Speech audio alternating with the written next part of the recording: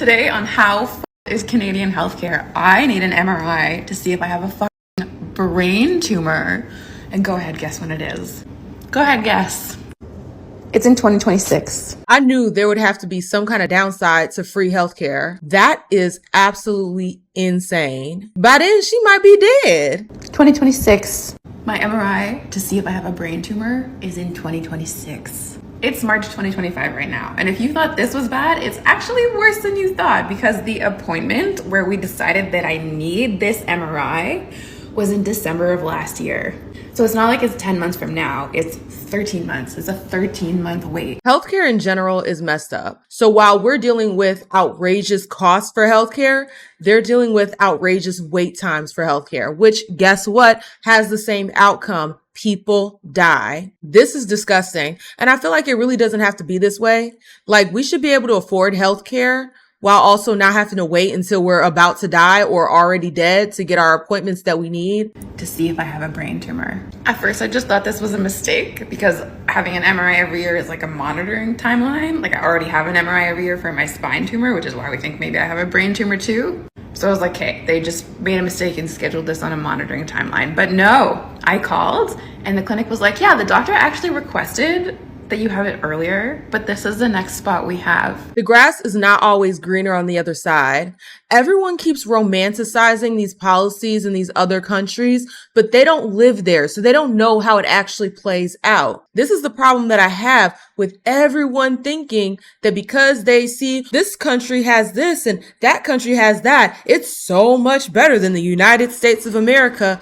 Go live under these different systems. Because what you'll find is that there's BS everywhere and not everything that glitters is gold. I guess you just have to decide what matters more. Being put on a payment plan for overpriced healthcare, or literally having to wait so long for care that you need right now, that you need immediately, expeditiously. Both are absolutely messed up. And like I said, I don't think it has to be that way. Insurance companies, if they were nonprofit in a way that like their CEOs and people that work for these companies cannot make so much money off of sick people, like this would be so much better. No long wait times like what they're having in Canada apparently, and no outrageous bill costs. And also we need to figure out, why are they charging so much? Like, let me put this into perspective. If you go to the store and buy some diapers, you know, they're kind of expensive, right? But if you compare how much these hospitals are paying for the exact same diapers, you will be flabbergasted. We're seeing about 13 months for these brain and spine MRIs.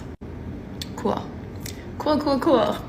Canada, where healthcare is free, but only if you can afford to wait. And not everybody can afford to wait. This is absolutely sad. I'm not even gonna lie. I feel so bad for sis. Hopefully she can go somewhere else and get those scans that she needs so that she can get the care that she needs. And even then, if she's trying to get her care done in Canada, if the screens are taking this long, how long is it taking to actually get the care to intervene with these different illnesses? See, the grass is not always greener, and I'm gonna need Americans to start appreciating America a little bit more and understand that just because something seems good on the outside doesn't mean that it actually is. There's corruption everywhere on every level. You're not gonna find a system that is a utopia. There's always going to be BS that you have to put up with. And this is a perfect example. I feel so bad for sis, and I hope she gets the care that she needs immediately. And that's why, genuinely, as a feminist man, I think that toxic masculinity is so destructive for our culture. Cheers to that. Right? I wish all men were feminists like you. Me too. It's so refreshing. All right, here's that check for you, sir. Sir?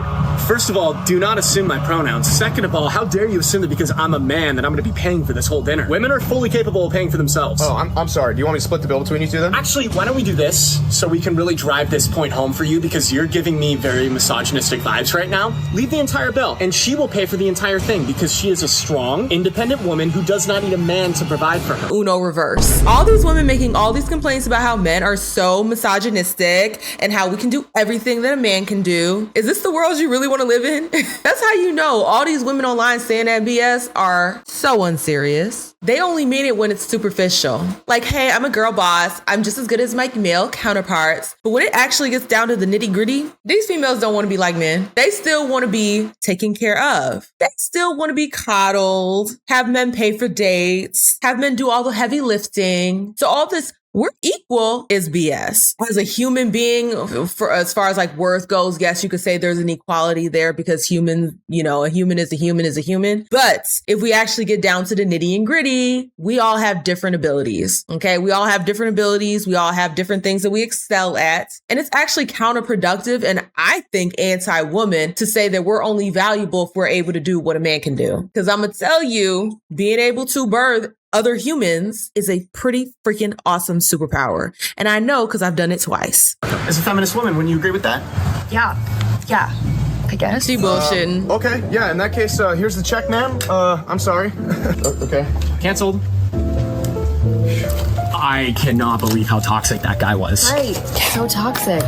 Oh my god, this is expensive. Oh, you got it. Give me a purse, bitch! Give me a purse! Ned, are you gonna help me? Absolutely not. As a feminist man, I don't want to imply that you can't defend yourself just because you're a woman. Are you serious right now? Yeah, what? Yeah, there's no difference between a man and a woman physically. It's just like when you actually like say these things in real life situation. Well, obviously this isn't a real life situation. This is a parody. But when you actually apply those different concepts into other areas, they don't make any sense. Okay, they're illogical. I hate when I hear this argument. Well, if you're upset about girls playing against boys, you need to check how you view women because you're saying that girls are not as strong as boys. It's like, yeah, we're not. That's exactly what we're saying. We're not mincing words here. Men are stronger than women. It just is what it is. It's a physiological occurrence. It's not something that's either good or bad. It's just something that is. Why are we pretending like we're the same on all levels? Men are stronger than women, and it's okay to say that. Yes, you could take like the biggest bodybuilder and then the scrawniest man and say, oh, well, look, she's stronger than him. But is that the norm? Is that the norm? No, it's not. Okay, it's not the norm. Stop bullshitting. We're not going to move into Delululand because in Delululand, this is what real life would look like. And I don't want to live there. If somebody goes and attacks me, I want my man to come and whoop that.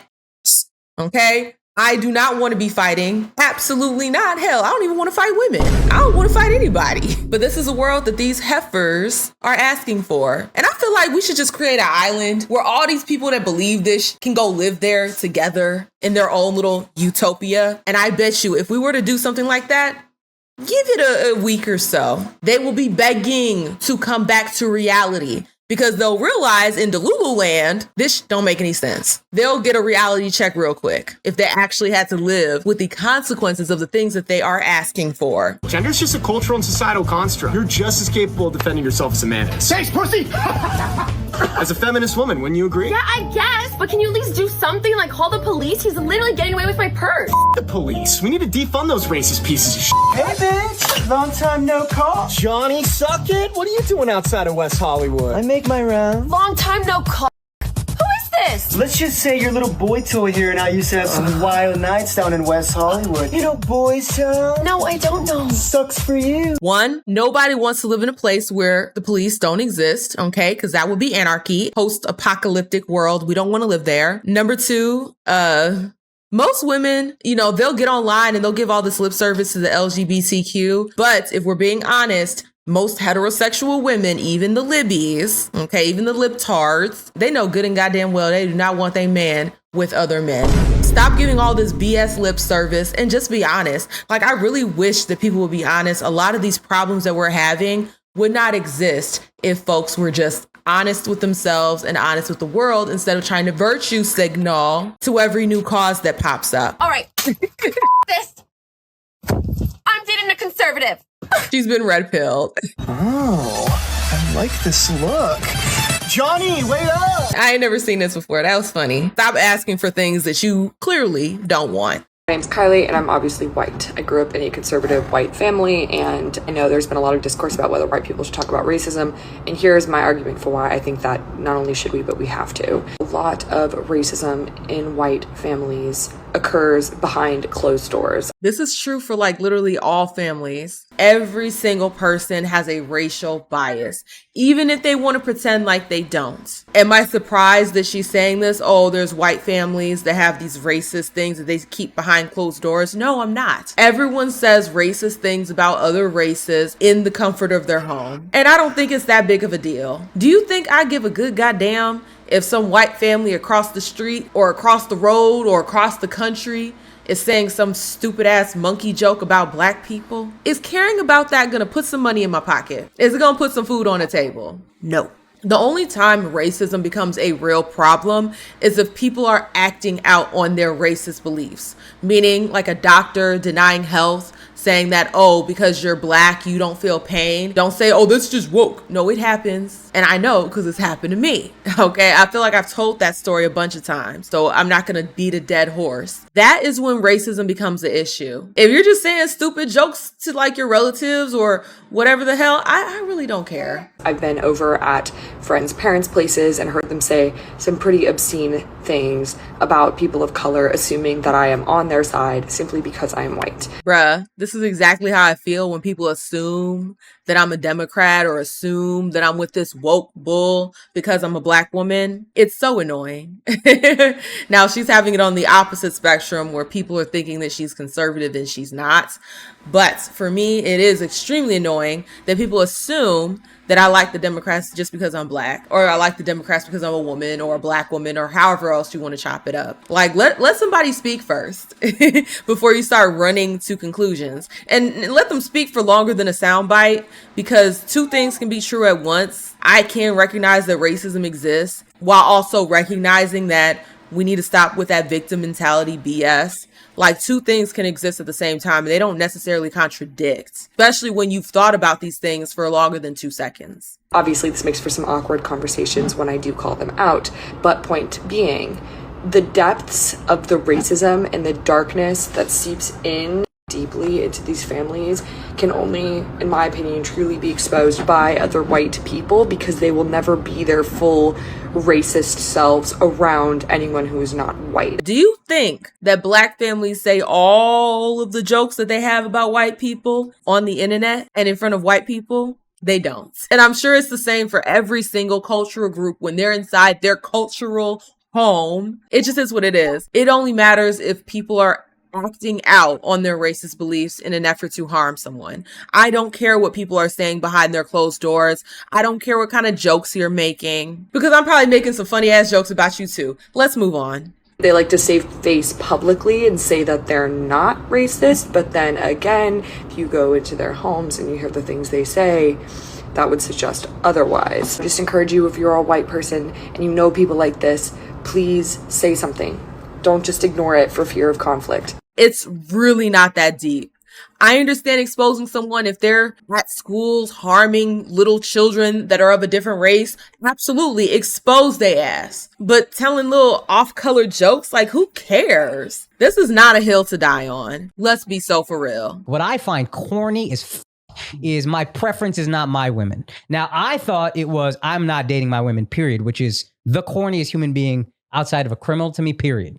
Those are your roots. Those women are reflected in your roots. So if you're saying, hey, I don't generally date them, but I have more space for it, even though I still think it's a little corny. Akash only dates brown. Yeah, Akash has been with one girl in his life who is his wife. That's my wife. That's an Indian woman. So this is like loyal through and through. Okay. Gotta respect it. Now, me personally, the way I feel about this is I do find it a little weird when someone doesn't want to be with somebody of their own race, like they're repulsed by the people of their own race. I do find that a bit odd. However, I would say, like, this isn't a hill I'm willing to die on. If you want to date outside your race, do whatever the hell you want to do. I used to be very hard pressed about it, but I've since said, F it. Now I'm talking about outsiders, okay? For me personally, my family, I would prefer if my children end up with somebody else that's black, preferably another black American, as long as you're not like going out of your way to make your entire identity about how you don't date the women that you come from, then I don't see an issue with it. What's so funny is like, they look like little boys that have been sent down to the principal's office and they're getting a tongue lashing. Like, that's what they look like. Okay.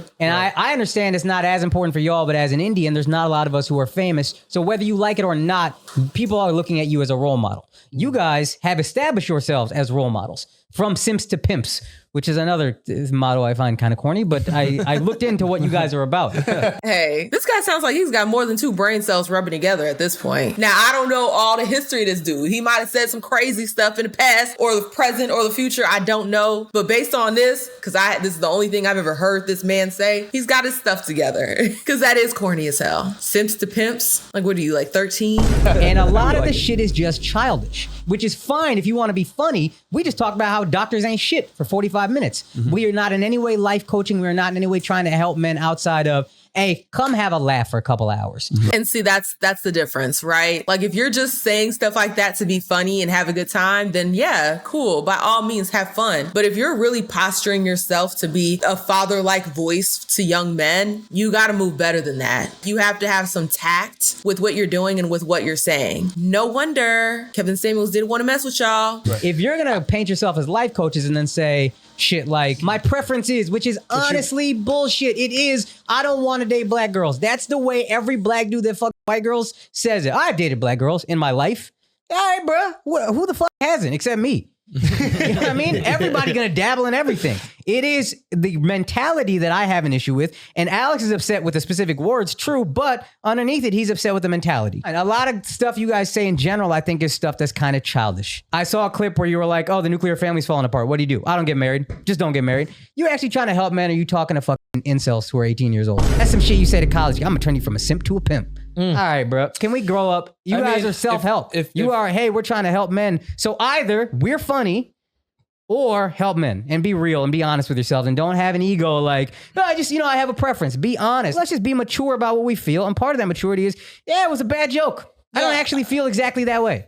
To be fair, this might be clips where Fresh and Fit, they go in on him and they check him and they give him that rowdy energy that they give all those OnlyFans models that go on their show. When they are around a masculine man, they revert back to the little boys that they truly are. It's all in the body language, okay? It's all in the body language. You can see it very clearly. They get to have this persona of being so rough and tough because they dunk on OnlyFans models. They go all ape shit on them. And it gives them the persona of being these tough, masculine, hardline men. But then you see them in front of a real man. Next thing you know, they a whole turtle in their shell. Where's that energy? Why aren't you talking that right back to him? You're waiting your turn. Okay, they didn't overtalk him. They shut that shit down right quick. They wasn't all that rah-rah that they do on their show. They had some act right in front of a real man. Now, like I said, I don't know this Indian man. I don't know him. He could be a whole clown in and of itself. I don't know. But based on this clip, keep doing your thing, King. What would you do if they brought the power grid down?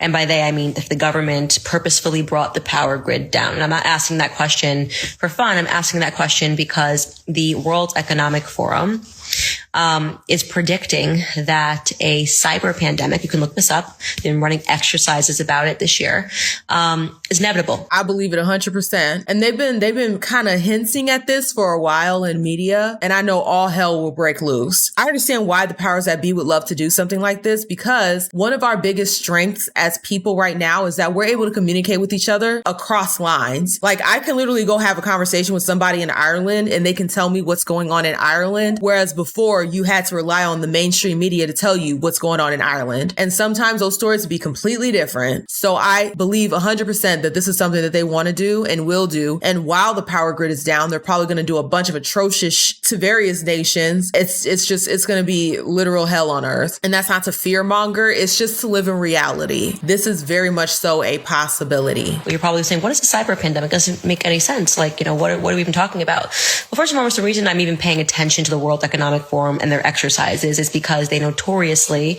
in 2019 ran an exercise for a coronavirus pandemic that oddly all became true. I mean, without one slight difference, they said that the coronavirus was going to escape from a wet market in South America. Of course, when the coronavirus swept the world in 2020, they said that it escaped from a wet market in China. You can still look that up, by the way. That's not a conspiracy theory.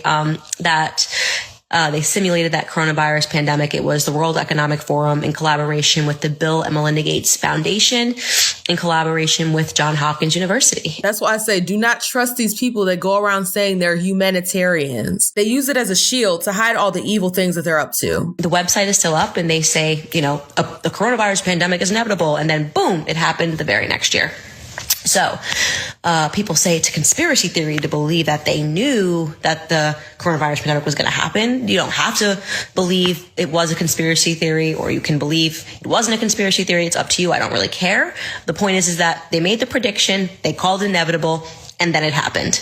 I hate how the term conspiracy theory is just used to discount anything people just don't want to believe. Y'all don't realize how evil the world is. Everyone has this whitewashed, cookie cutter, rose colored glasses view of the world. And I'm here to tell you, things are a lot more insidious than you think. So for me personally, that signals to me that I should probably pay attention the next time the World Economic Forum makes a prediction and calls it inevitable. And lo and behold, they are predicting that a coronavirus pandemic, a cyber pandemic, is going to happen, and that it is once again inevitable. So if you look into the exercise that they have run this year, I believe they ran it in July. They've been meeting and talking about the cyber pandemic and what it would look like. Essentially, their idea is that they're going to have to sanitize the internet because a bug, think of this as like a coronavirus for your computer, is going to sweep globally. And the only way they're going to be able to stop this bug from infecting everything is to effectively shut down the internet. This feeds into exactly what I was saying before. And y'all, I hadn't watched this video all the way through. I had only seen like this first snippet to realize that I wanted to react to this. And you're going to see that a lot of information is going to just magically disappear from the internet. Things that are damning to certain people, that evidence will just magically be gone. It will just be like it was never there. And so when you go and try to explain to people, hey, this happened back in history. This happened. And you normally would have proof because you'd be able to go online and pull up like articles like how she did. It just won't be there. It'll be gone. It'll just be gone. This is going to be an opportunity for them to rewrite history because we rely so much on the internet for the truth. So I fully believe that this is something that they're going to do. That's why it's so important that we write things down. And it's so important that we talk to our elders because it's very interesting, especially like you think about like the civil rights movement and things like that. When you talk to actual people that were alive around that time, sometimes you get a completely different story from what they had in the history books and what they push out in media and movies. And they were talking about bringing down the power grid in an effort to do this. So imagine the government bringing down the power grid and you would not have access to anything that required an electrical charge. That is terrifying, and this will most likely happen. And I'm not sure what the world is going to look like on the opposite end of it. People will write this off and say this is just the conspiracy theory. They would never do this. They most certainly would.